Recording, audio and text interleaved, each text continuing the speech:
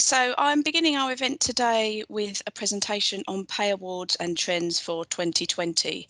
The findings that I'll talk through are based on pay increases and pay freezes that we've monitored and collected all throughout of last year.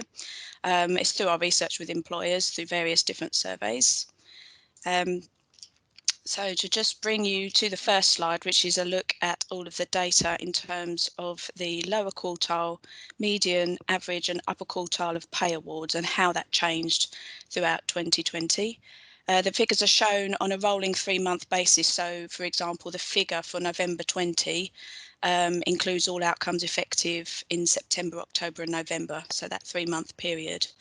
The first point to make is that the change to the median pay award, which is in the purple line, you can see that it did hold up at 2.5 until the middle of the year and then fell back to 2.0 at the latter half of the year. But overall, the median pay award for 2020 was 2.3%. You can see the range, the interquartile range got wider as we move through the year, and you can see that in the difference between the green and the black lines.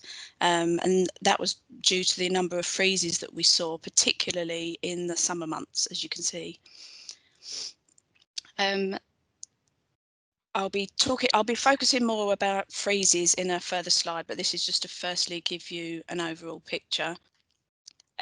So just to say, our sample contains 402 awards from across the economy, most typically private sector organisations or medium to large size businesses employing more than 1,000 staff. We usually do collect more than 400 a year, but a lot of companies are still to decide their 2020 pay, and a lot of them have postponed their discussions until the end of the year, and that will have delayed their decision. We're aware of the BBC have done such a thing. Their pay rise is normally in August, and in May that they announced that they weren't going to start talking about pay until December. Then looking ahead to 2021, we're aware that IKEA announced a few months ago that they were going to delay the talks and decision on their January 2021 pay. So that it's happening where people aren't making decisions. We did explore that topic a bit more in one of our surveys, specifically with a set of private sector employers. And that was part of our series called What Happens to Pay in a Pandemic? And Louisa and Ken will be discussing the points from that survey later. But in terms of pay awards, we found that around 1 in 10 were yet to decide what we're going to do about 2020 pay, whether freeze it or increase it. So that's one way to look at the summary of pay awards. Another way to look at the data is to break it down by distribution as to the level of award. So I will just bring you to the next slide. So this chart is showing the distribution of awards in 2019 versus 2020 to give you the proportion of our sample awarded at each level or grouping that you can see along the bottom. So as you can see in the middle, most awards in both years were in the range of 2 to 2.99%, so around half. And the most significant change, which you can see on the left-hand side, is the difference in pay freezes. So only 3% of outcomes were of pay freeze last year, 2019, but that rose to 16% of everything that we saw last year. As you can see at the other side of the chart, awards between 3 and 3.99 did drop, but awards that were worth 4% or more did stay about the same. So the whole picture really shows that there's been a variety of outcomes across the economy this year, with some paying less and others paying more. And I will look at that more closely in my next slide. And this will show you the same sample but spread across 2020 for the different sectors. So this chart will show you what proportion of awards occur in each bracket. So for example, the manufacturing sample is in the purple columns, private services in green, not-for-profit in blue and public sector in grey. So firstly, in line with the chart in the previous slide, all sectors have their largest cluster of awards taking place in the 2 to 2.99% range. So And again, that's roughly about half of all pay outcomes awarded at that level.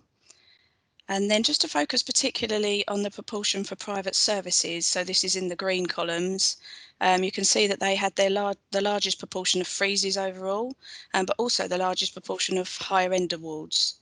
So outcomes in the sector are very balanced at either end, with pay freezes on one side and higher awards also taking up a similar proportion of all awards in the private services sector. And it's again highlighting the diversity that we're seeing. And then we also took the sample that I will look at on the next slide and broke it down in terms of the months and the times of year. So it's showing how the distribution changed as we move through the year and through the pandemic and all the lockdowns and restrictions. It's quite complicated, so I will talk through it. So, for example, the purple columns you can see represent the January to March period and any awards that took place in that time.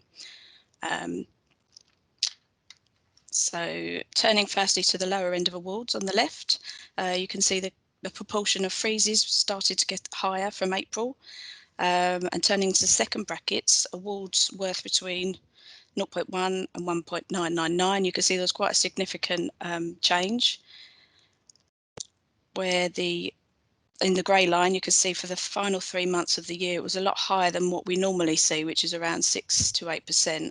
I think last year, awards at that level were around 7% for all of 2020, but you can refer back to other slides if you wanted to have a comparison.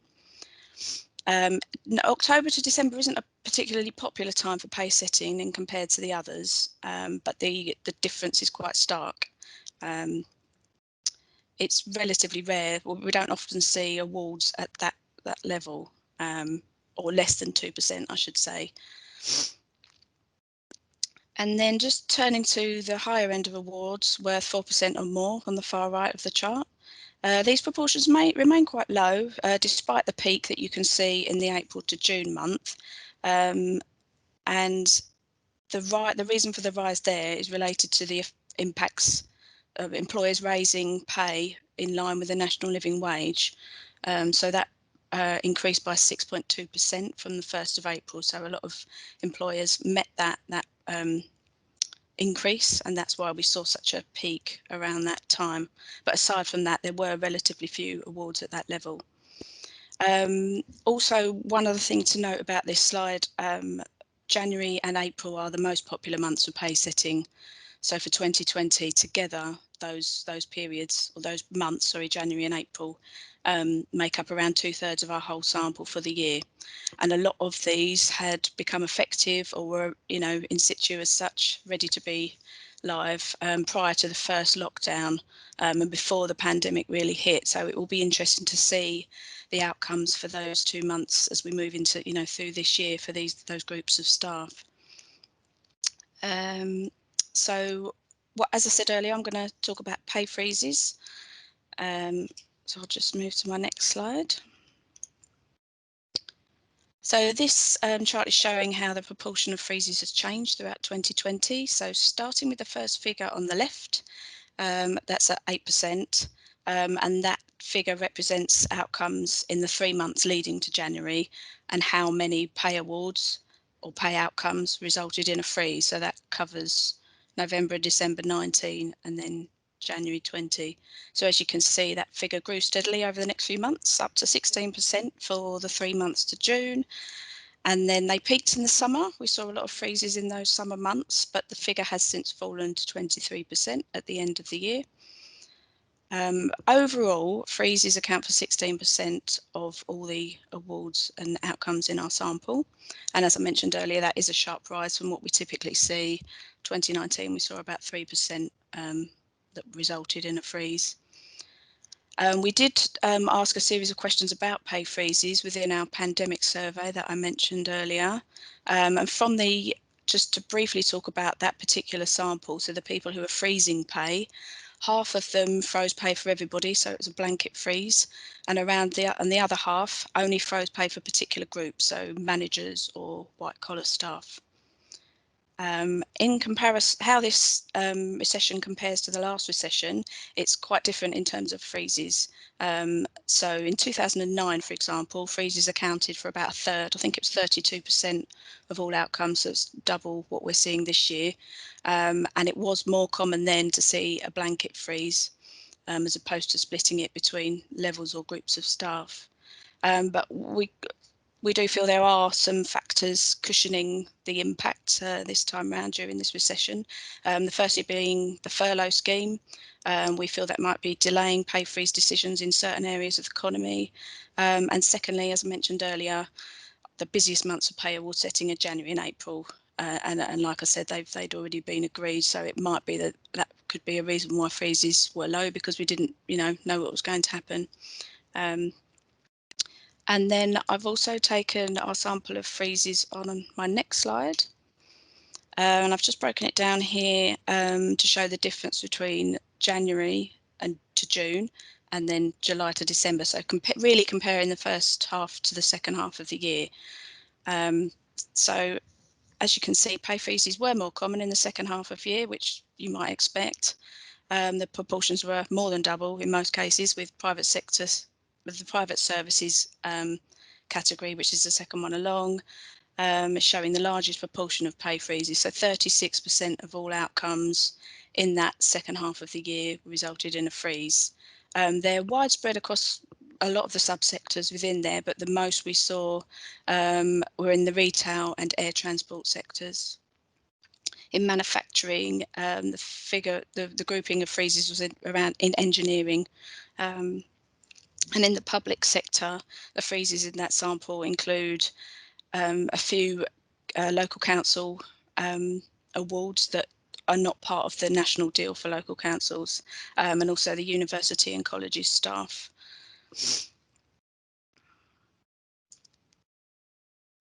And then just finally for me, I just wanted to say thank you to everybody who's taken part in our surveys, telling us about their pay award, hearing from me, me asking questions. It's really great. I wouldn't be able to present this information to you without that data, so we're really grateful for it.